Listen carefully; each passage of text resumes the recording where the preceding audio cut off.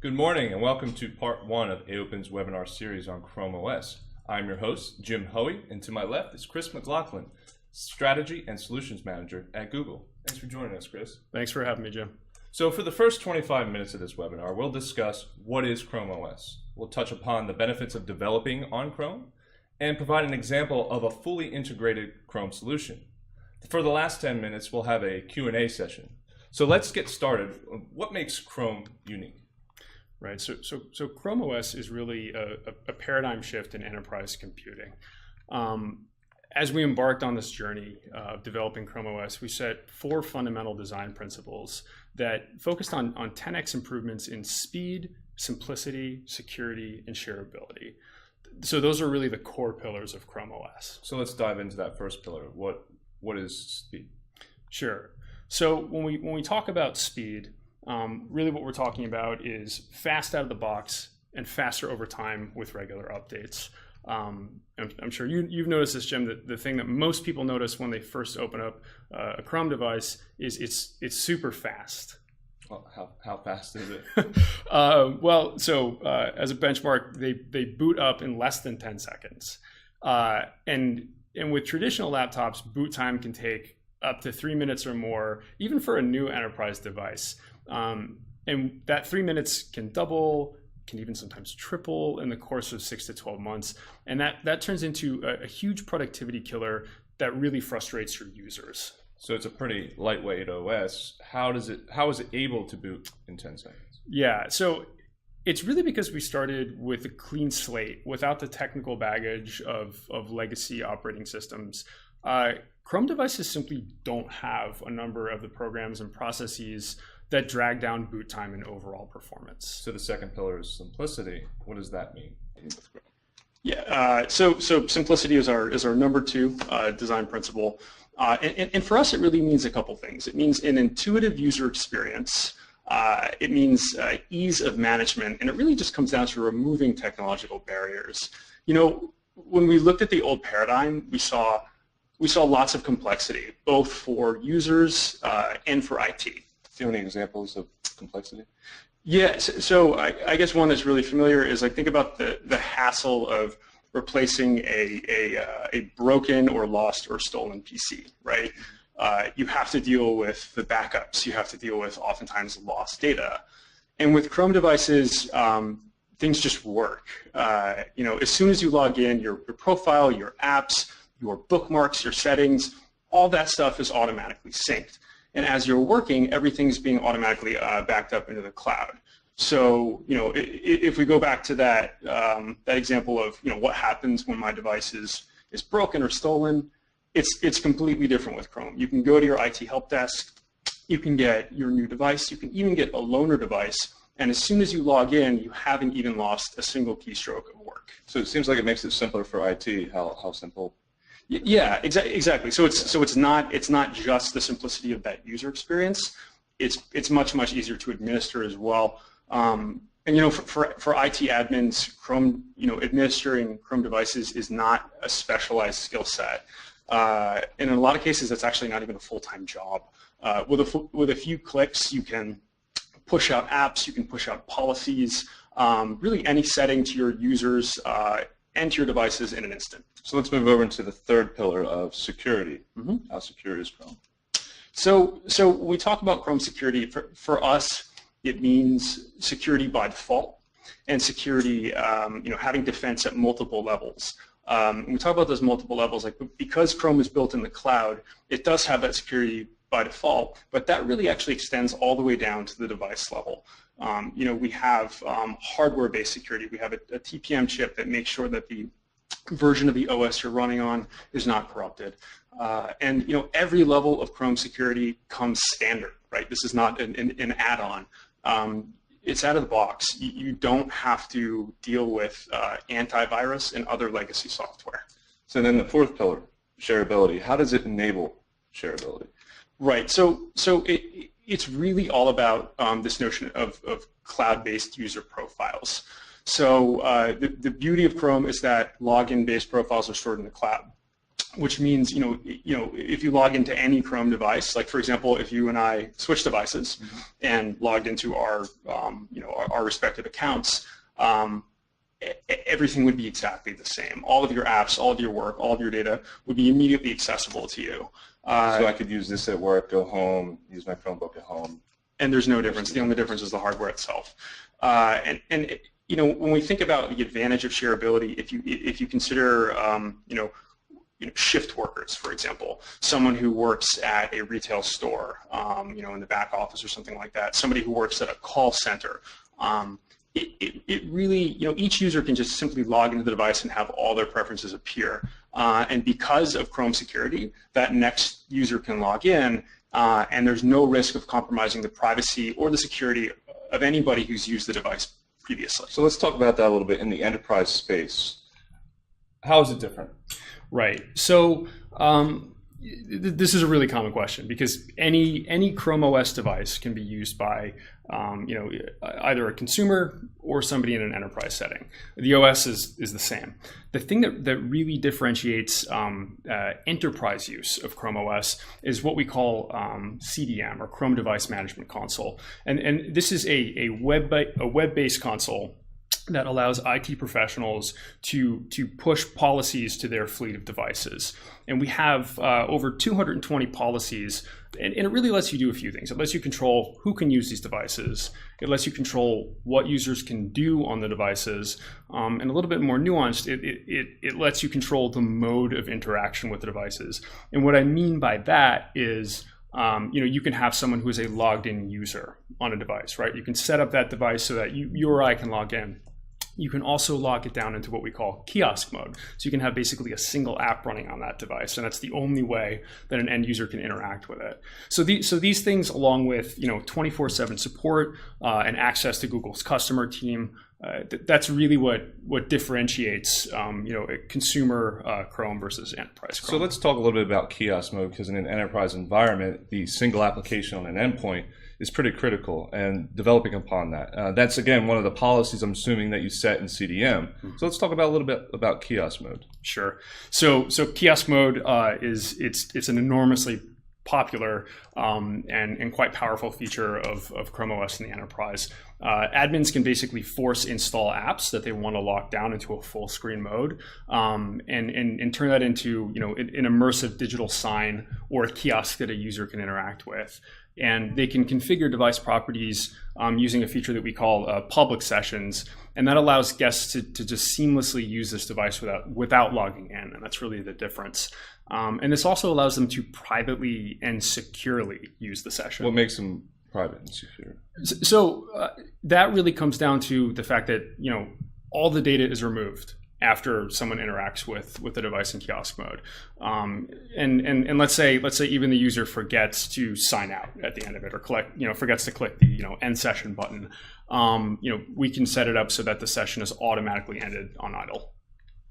So some of the partners out there might be wondering, how do they add value to the customers? Right. How do you build a business around Chrome? Yeah, good question. So there's really a whole ecosystem of products and services that complete the whole product solution for the customer. And I can talk about, I'm not going to get through all these, but I can talk through a few areas where we've seen partners really be successful in delivering value to end customers. So one of them at the top here is white glove prep. So partners can basically make themselves an extended part of their customers' IT team, right? So they're basically prepping Chrome devices prior to shipping them out to the customers. And that's via CDM, setting policies, setting SSID, wireless configurations. Exactly. And they talk about the scale that which you can do that from one device to 1,000 different devices of white glove service. Yeah, exactly. There are really kind of economies of scale in this for service providers here, because not only do you realize that within a particular customer and their fleet of devices, but you can kind of realize it across different customers, right? So this is kind of a core skill set that's repeatable.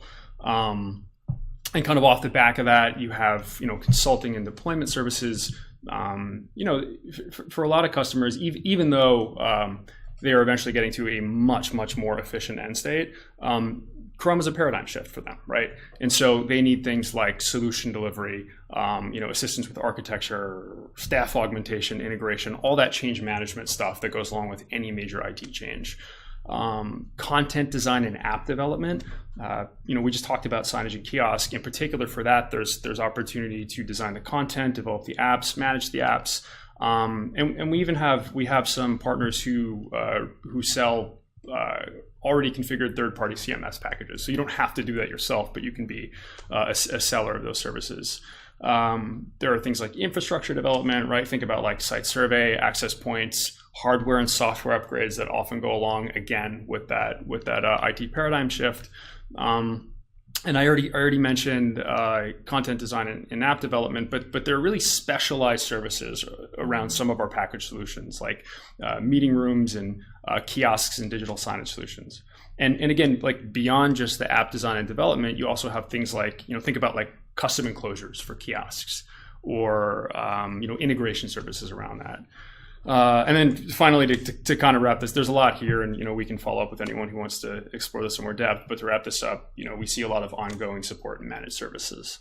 Over 90% of our support cases come up within the first 45 days of a deployment. So a lot of this is kind of like the getting started help, where consulting services kind of come into play. But we see a lot of ongoing services as well. So managed service is actually interesting. How does it benefit using Chrome to a managed service provider? Yeah, absolutely. So it really comes down to the fact that Chrome devices are super, super simple to deploy, and they're also really, really easy to manage and maintain. And from what we've seen, on average, we see reductions in deployment time by up to 70%. Which we just talked about, white glove policy. Exactly. Just having all that stuff kind of ready to go. And reductions in IT support time once everything is deployed by 90%. And deployment is really as simple as plug in any device, whether it's a Chromebox, a Chromebase, or a Chromebook. You configure the policies using CDM, as we just discussed, and your device is up and running. And then 8 to 10 seconds. 8 to 10 seconds, exactly. And then after everything is up and running, it's really, really easy to keep track of the health of your devices. An MSP can easily update policies instantly, including easy admin alerts. You can do remote screen grab. You can basically monitor the health of your devices around the globe 24/7, very, very simply. All right, so managed service provider, what about end users? What are some of the benefits for the end user? Right. These are just some numbers that we've pulled based on what we've seen.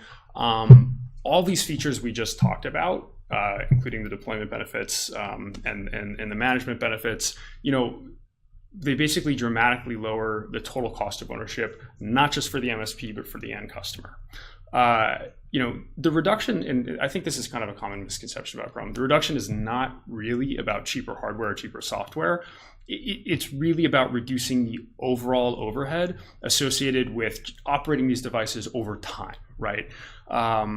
So we already talked about drastically simplified deployment, but one thing that comes up a lot with our customers is you no longer need an army of people pushing SCCM patches, right? You no longer need a whole bunch of dedicated people updating your antivirus software, right? Because you don't have antivirus software. And if you break a device, you don't have this expensive on-site deployment process. Like truck rolls are less frequent and they're cheaper when they happen. For a lot of customers, it's as simple as just buy the new device, plug it in, set it up with CDM, and you're ready to go. So let's talk about the applications that we're talking about, end users. What kind of applications are now on Chrome? Yeah, so we now have Google Play available on Chrome, which is a really, really big upgrade for a lot of people. That means the most popular apps, we're talking about like Photoshop Mix, Office, Skype, Messenger, all these things, they're now going to work seamlessly on an expanding array of Chrome devices. And since this is Chrome OS, we talked about CDM, you still have access to managing these Android apps from the Play Store through that admin console. Developing apps. So we already have the existing ones. Yep. So to talk about developing, what languages? Yeah, absolutely. So it really couldn't be simpler, and it's getting more flexible. So Chrome now offers the option of either developing on HTML5, which we've had for a while, and also Android with the introduction of the Play Store on Chrome. 85% of new software development is on HTML5. It's super powerful, right? And Chrome is the most secure platform, and it gives access to the file system, right? And normal web apps don't have that. So this, one big advantage that this confers is offline caching, for example. So one of the misconceptions is offline mode. Chrome has always been a browser, has always been online. Can you talk a little bit about the offline mode of Chrome OS? Yeah, so even when you're offline, you can still access your locally stored files. You can still edit your documents, and you can open your offline apps that you have downloaded.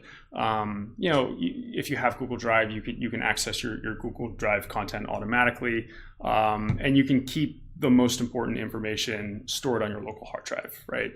And of course, we talked about Google Play. Google Play apps already work great offline, right? And Chrome devices now allow you to run them in the same way you would on an Android device. So offline is pretty critical in an enterprise environment, especially say if you're in a POS type application. Can you talk about integrating with maybe an existing POS in a solution in an enterprise environment? Yeah, absolutely. And just kind of more broadly, Chrome works really well with existing infrastructure. So to kind of boil it down, like Chrome is designed to play well with others, and these devices work with just so many different, expanding number of solutions, including identity management solutions, networking, certificates. We've recently expanded VPN support. We've recently expanded virtualization support, management, file storage, printing. There's really just a growing ecosystem of great solutions, and we work with the top providers in each of these categories. So right now we'll go ahead and open it up to questions. We'll take one more with Chris, and we'll go through maybe some form factors. Yeah. Let's open up some questions now, and we'll take those right after this. So form factors of Chrome OS. What are so many of the different types? Yeah, sure. So in terms of form factors, there are I think a lot of people are really familiar with Chromebooks, like the typical clamshell Chromebook that you guys, I think on the video feed, can see in front of us. We've expanded that to convertible Chromebooks as well. So these are form factors that you can flip into a tablet form.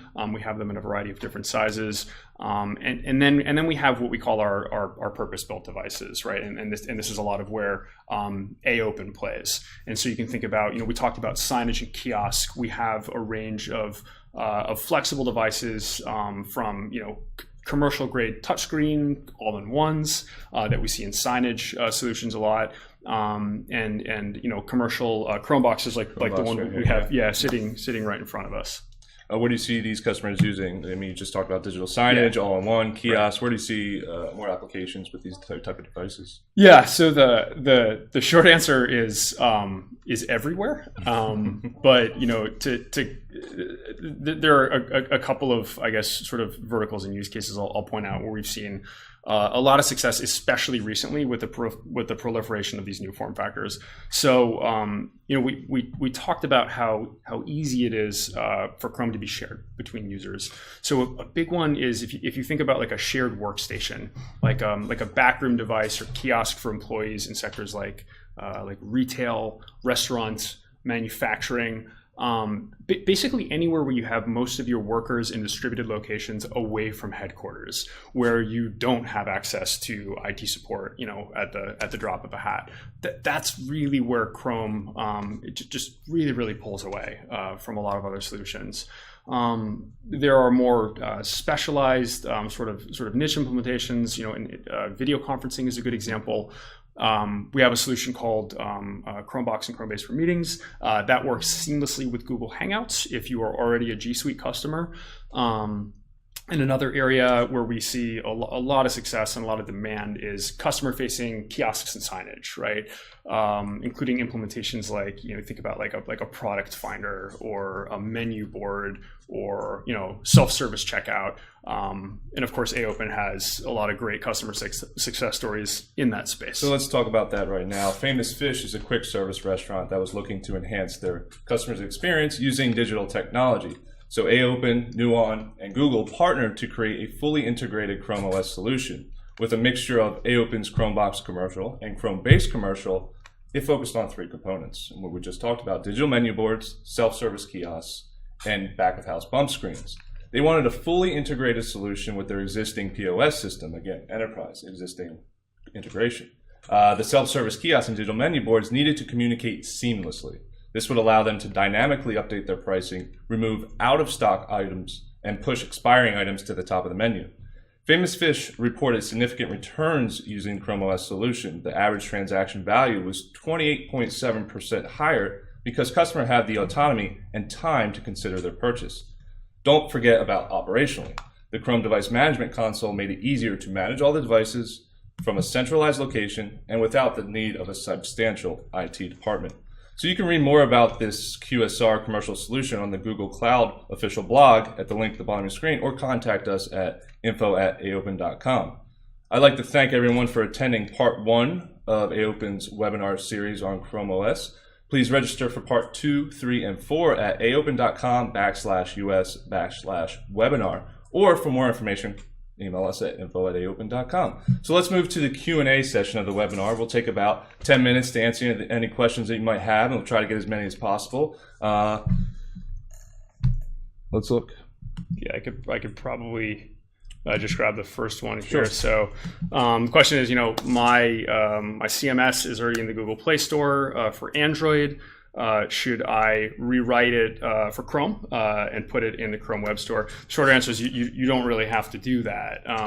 Given the fact that we now have Google Play Store available for Chrome, basically what this means is Android apps work on Chrome. This right? is what we talked about before, the Exactly. mingling of the two. You don't have to really double your work, but you have the beauty of both Android and Chrome apps. Right, exactly. So what this boils down to is this doesn't just apply to CMSs.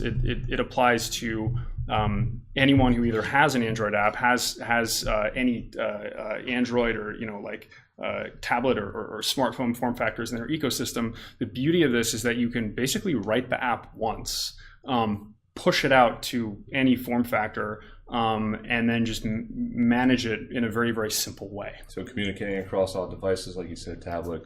Exactly. If you're going to go all in one, Exactly. any kind of kiosk mode, kind of communicate all of them. Yep, exactly.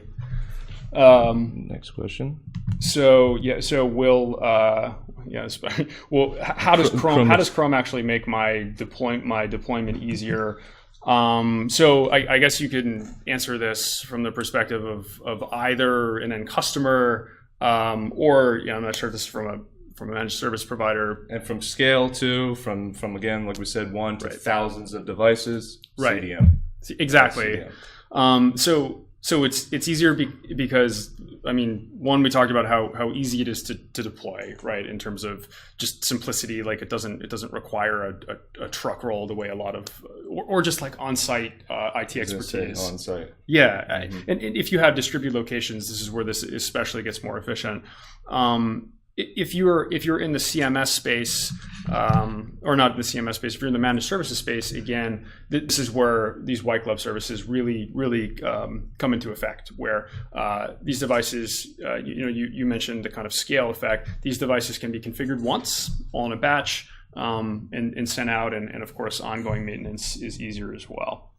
One of these is, do you support advanced digital signage deployments that include things like high definition displays? One of the things is 4K is a big topic nowadays. 1080p is standard, but 4K is a big topic. Yes, they do support 4K, especially in digital signage, where resolution is big.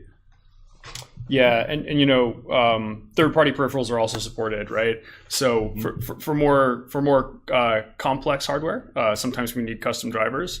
And For I know enterprise, so we were talking about POS. exactly. And I think you guys are doing another session, because AOPEN has of course developed a services layer that sits on top of Chrome that handles a lot of this stuff. But I think you guys are getting into more depth. So all that. the peripherals like your card readers, your printers, your cash boxes. We'll talk about those in another series of webinar.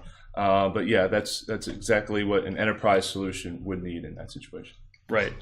Okay. Is there a difference in capabilities, options, and services between commercial graded Chrome devices versus the existing Chrome boxes? So let's talk about the OS at that point, because the OS is, like we said, the form factors. It goes along a variety of form factors. And then you come down to the hardware itself, the commercial grade. So this is a fanless, solid state hard piece of hardware, which is built for the commercial environment. That is the end user for an enterprise application, right? But the Chrome OS, again, you could talk more about that. Versatile, right? So like the OS is the same, right? But to your point, I mean, if you think about, we talked about like retail in the back of a restaurant. Like if you're talking about like the heat and pressure and exposure and stuff that happens in that type of environment, or even like a manufacturing floor environment, right? That's where we've seen these types of devices. We like to call it the dumpling effect. Think all the dust that comes into the fan and attaches itself to the hardware. I mean, we like to call it the dumpling effect. I like it. I think that's new for you. I know that. Yeah, I haven't heard that one before. That's good. Okay, looking for any other questions here. Okay, so all right, so actually following up on I think the first question, we have an Android app that is not currently in the Google Play Store. Is there a way to sideload an Android app onto a Chrome OS device?